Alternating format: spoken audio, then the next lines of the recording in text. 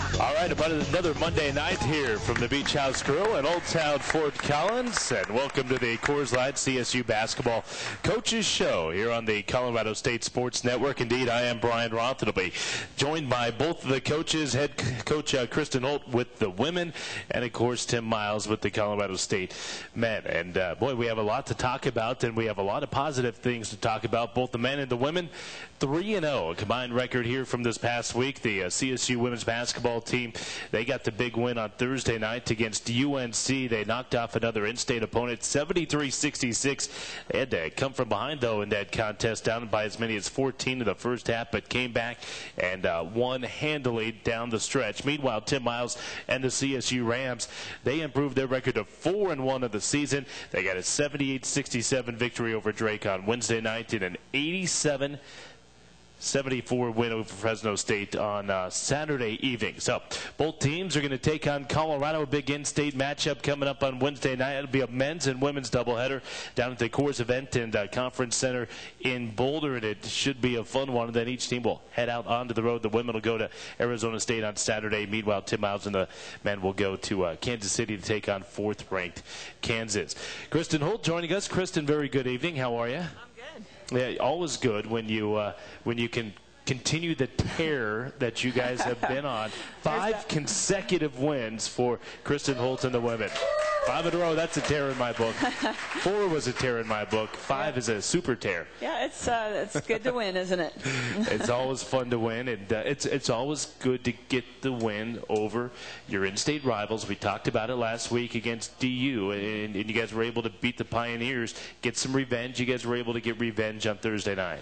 Yeah, that was we didn't get a good start defensively, and they were playing really well, I thought. You don't want to take anything away from what UNC was doing, and they were picking our defense apart and hitting shots, and I think, like you mentioned, we were down as much as 14 in the first half, and I really felt that we were pretty flat, especially with that start. It affected us on the offensive end, and we tend to do that when things don't go our way. We kind of stand around on offense and hope that Kim will just do it, and defensively we just kind of reacting instead of being a little more of the aggressor, and so we had to get in their face a little bit in timeouts and at halftime, and the kids they responded well, and then I thought towards the end of the game when we took the lead, we're pretty good about once we feel that confidence of getting a lead like that, of finishing it off. At least we have been lately, so I hope we can continue to do that.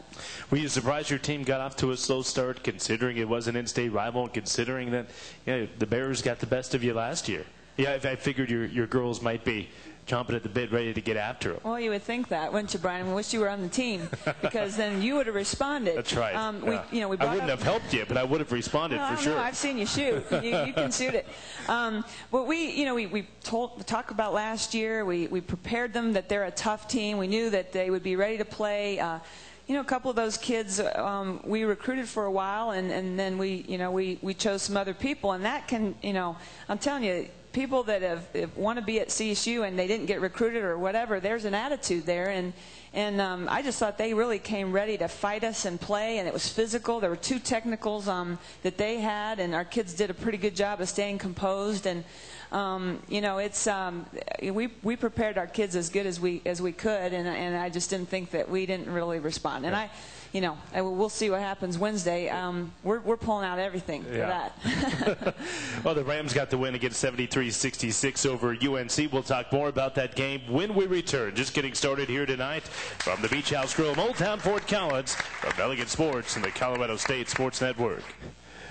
Welcome back here, Beach House Grill, Old Town Fort Collins, the Coors Light CSU Basketball Coaches Show. Nice crowd here on a Wednesday night. We'll talk more women's hoops here in just a moment, but a reminder that Poudre Valley Health System, they're proud to be the exclusive healthcare sponsor of Ram Athletics. Proud to state that when you need medical care, they're here for you. For more information, visit pvhs.org. Well, while we're talking about Poudre Valley Health System, how are you guys injury-wise? You doing okay? We're doing okay. Okay. Yeah, Sarah has been cleared to practice, but now she's got strep throat and bronchitis, so she hasn't been there for 2 days. Poor thing, she just can't get herself healthy. But yeah, we're mending up, and we're getting ourselves in full strength here. 73-66 again, the final score on Thursday night as the Rams extend their win streak to 5 games. They knock off UNC. And you mentioned that UNC had you confused a little bit. Can you go into further detail? What did they do to confuse you? Well, they set a lot of on-ball screens in their offense, and we knew that. And our scout was very good. Coach Lean did the scout, and he had it all planned out. And we had a game plan of how we were going to handle that. And our kids seemed to act surprised when the on-balls actually occurred. And we had repped through that a lot. So when that happens and we're not on our toes and we're not anticipating, that shows me we weren't really quite ready to play. But then they made some adjustments. We really jumped out on their the girl handling the ball coming off the on-ball.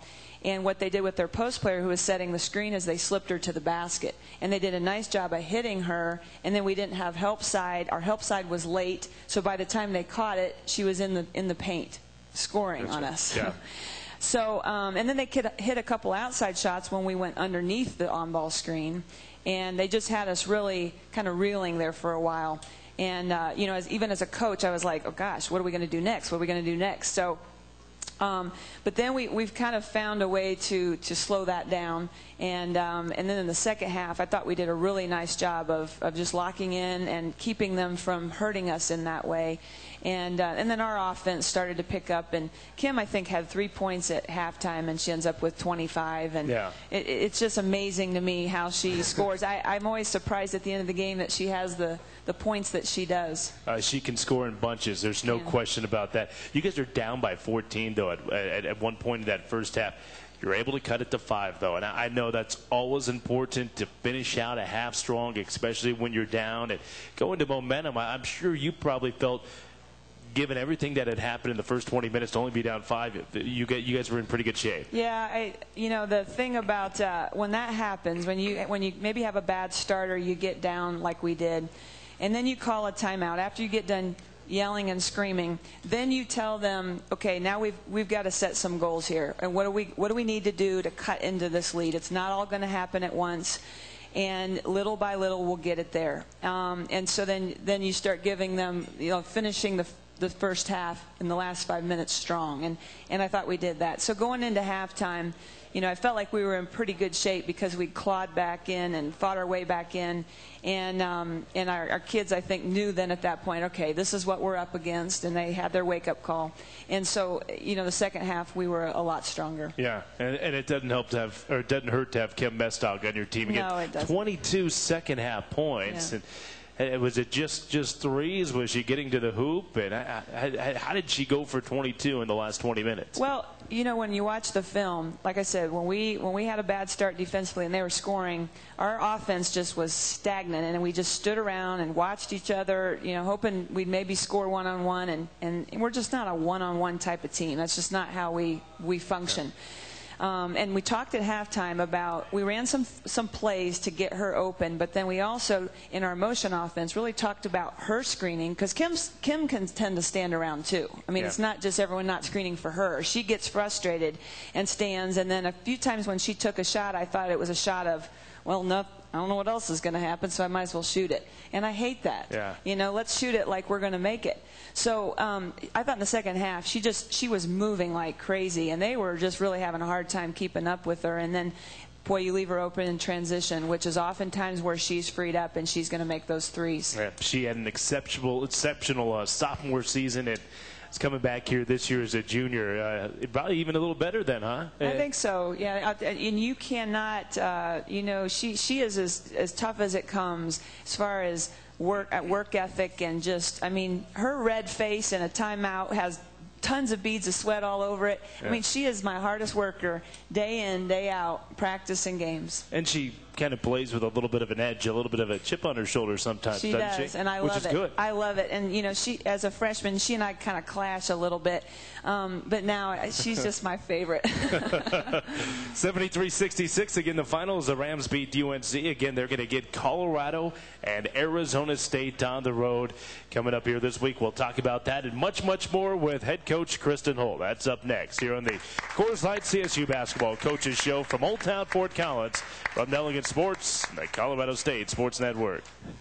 Talking CSU basketball tonight from the Beach House Grill here in Old Town Fort Collins. The Coors Light CSU basketball coaches show. Brian Roth, the head coach of the CSU women. Kristen Holt with you here. Have Kristen for another 15, 16 minutes. Then we'll sit down with Rams men's basketball coach Tim Miles. 73-66. Again, we mentioned the Rams get the victory over Northern Colorado on Thursday night.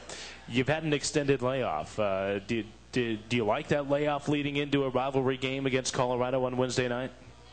I'll tell you Wednesday night. That's right. After the game. We'll see how it turns out, right? Yeah, no, we needed some practice time. We just and the kids needed some time off. We had played a lot of games in a row, so I think we've been having some good practices, and we're getting ourselves ready for this game on Wednesday. What do you remember from that game last year against Colorado? If I recall correctly, you guys got down early in that contest, and then the head coach for CSU made some spectacular adjustments and outcoached the CU coach, and you guys went on to win. No, Brian. That's the way I remembered it. But what really happened was we were down by 18. Yeah, it was a lot. It was. It was kind of like this game with UNC where we were down, and I was just thinking, geez, I thought we were. I thought maybe we could win this game, and then our kids again just didn't give up, and we just kept fighting through it, and it was a fun, awesome win for us to get, because we really hadn't had a big win like that in a while. Yeah, it was, I guess, step number one in getting Kathy McConnell-Miller perhaps put out of a job. But new coach there at Colorado, and it's a former CSU assistant, Linda Lappy. You were never on the staff at the same time with Linda, though, were you? No, I know Linda, but, we were not. Okay, yeah, Linda Lappy, a former CU basketball player, was an assistant coach, I think, for 2 years up here with Jen Warden, and went to Metro State, now the head coach at Colorado. What do you see from this year's edition of the CU Buffaloes? Well, they play a half-court man that's really tough. They'll deny the passing lanes, very aggressive on the ball. They have two players that are averaging 17 points a game, very good players. Chucky Jeffrey is their point guard. She's about 5'10", and just hard to guard because she's strong, she's quick, she keeps her dribble until she has something to do with it. She's averaging six assists a game, 9 rebounds as a point guard, and almost 17 points a game. So she's just an all-around really good player. And then Britney Spears, not the singer. Yeah. She's a really good player, all Big 12, and just, again, a really tough kid to guard because she's such a good three-point shooter, but she can put the ball on the floor. Yeah, they had a Britney Spears and a Whitney Houston on their team at one point. Yeah, that's really cool. You have to be wondering if they were recruiting on the sake of the name alone. Could the kids play? But maybe. Britney Spears can really play, though, can't she? Yeah. She's an exceptional athlete, if I remember correctly, and one of those kids that is just a little faster, a little bigger, a little stronger than the rest of the players on the floor. Yeah, she's a scorer, meaning she finds a way to put the ball in the basket and does it in a variety of ways. So, those are their two main players. They're not deep. They only have 8 total. And so, it'll be an interesting game. They have other, the players that complement those two and certainly are good players. But, those are the two we're going to have to contain. Colorado 6-2 on the season, and their 2 losses on the road at Denver, 70-69, and then they lost just this past Saturday at home against a very good Illinois team, 63-59. We'll have more on the Buffaloes and the Sun Devils when we come back as the Coors Light CSU Basketball Coaches Show continues from Elegant Sports, the Colorado State Sports Network. All right, one more segment here tonight to talk CSU women's basketball with head coach Kristen Holt. Live at the Beach House Grill here in Old Town Fort Collins. The CSU women off to that 5-2 start. They have won 5 consecutive games. They've already beat DU. They've already beat UNC. And now they get Colorado coming up on Saturday night. I know we talked a little bit about it last week, but a men's and women's doubleheader. I think there's going to be a nice crowd out there on Wednesday night. You guys play at 5:30. You should have a big crowd to play in front of. I hope so. I think it'll be a really interesting game, a fun game. Certainly it's a rivalry, and every day that we've led up to this game, we've been talking to our kids about the rivalry. We've got 5 kids on our roster from Colorado, and certainly it means a lot to them because they've lived it, and so we're getting our kids ready to go. Yeah, I know Colorado has a handful of girls that are from Colorado, including Chucky Jeffrey, who you were talking about, who comes in averaging 16.5 points per contest. I imagine you guys can't afford to go down early in this game like you did last year to them and like you did against UNC. No, and we obviously, with any opponent, we don't want to have to dig ourselves out of a hole. So we're going to hopefully get a quick start and have a good first 4 minutes of the game and get ourselves off to a nice confidence builder, I think, more than anything, because I think our team is, they respond pretty well when they have to dig out of a hole, but we want to have some confidence going into the game. Yeah, I was looking at Colorado's schedule. They have played 7 of their first 8 at home. I know. Yeah. Wow.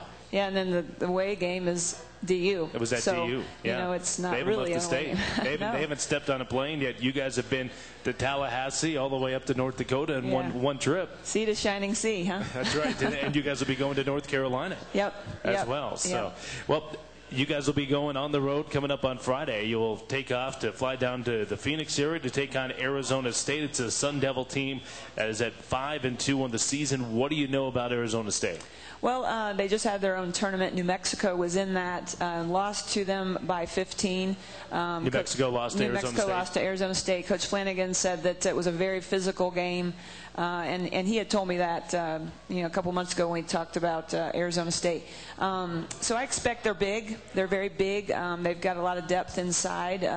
It'll be a very challenging game for us, but it'll be fun. I think we want to play these upper echelon teams, just kind of see where we're at. Now, is that a home-and-home situation? It is. Yeah, we'll have Arizona State here next year, which will be really good. And I really respect their coach. She does a really nice job. I like the kids she recruits. I think she has got a good system there. Arizona State, their 2 losses to Tennessee. I think you can forgive them for that loss. Yeah. And then to Florida State, a team that you guys have played. Is Arizona State comparable to Florida State in any ways? I haven't watched them on film yet to know exactly what they do, but I would say they're an upper echelon type of team like that. I mean, I think they potentially could be top 25, and I think that was maybe a 10-point game is what I'd read, and so it'll be a tough one. You mentioned that New Mexico played them, and Don Flanagan, the New Mexico coach, said that it was a physical team. Did you actually talk to Don? No. Do coaches do that within conferences? Once we start the season, we don't really have much conversation. Okay. But he and I had talked, and then I had read that he had said that they were very physical, and so that kind of lined up with what he had said to me in the preseason. Gotcha. Yeah. Well, the game coming up against Colorado, 5:30 is the tip-off time from the Coors Events at Conference Center. Give us a couple of keys as we close out this portion of the Coaches Show. Keys to knocking off Colorado for 2 consecutive years. Well, I think we need to get off to a good start. I think our defense and our rebounding are big keys for us. And then I do think we need to find ways for Kim to get some open shots and get her going and take care of the ball. That's our turnovers are coming down. We only had 13 last game. The game before that it was 12. We've got to continue to keep those possessions and get shots up to the rim. Yeah, and those are outstanding turnover numbers. I remember your first year, Kristen, and I think you guys were at about 19 per game, and there'd be games where I think Valparaiso, you guys had 31. Brian, you're not supposed to remember that part. The point is... Yes, we had a lot. The reason why I bring that up is because it's obvious the strides that the program is making, and turnovers are a big part of basketball. Yep. If you don't turn it over and give the opposition extra possessions, then you're usually going to be in pretty good shape. Yeah, so absolutely. It's good coaching is what it is, right? I don't know. All right, Kristen Holt, women's basketball coach here at CSU. They have won 5 consecutive games. Thanks, Kristen. Thank you. All right, we'll sit down with Tim Miles when we come back as the show continues from the Beach House Grill in Old Town Fort Collins. From Nelligan Sports, it's the Colorado State Sports Network.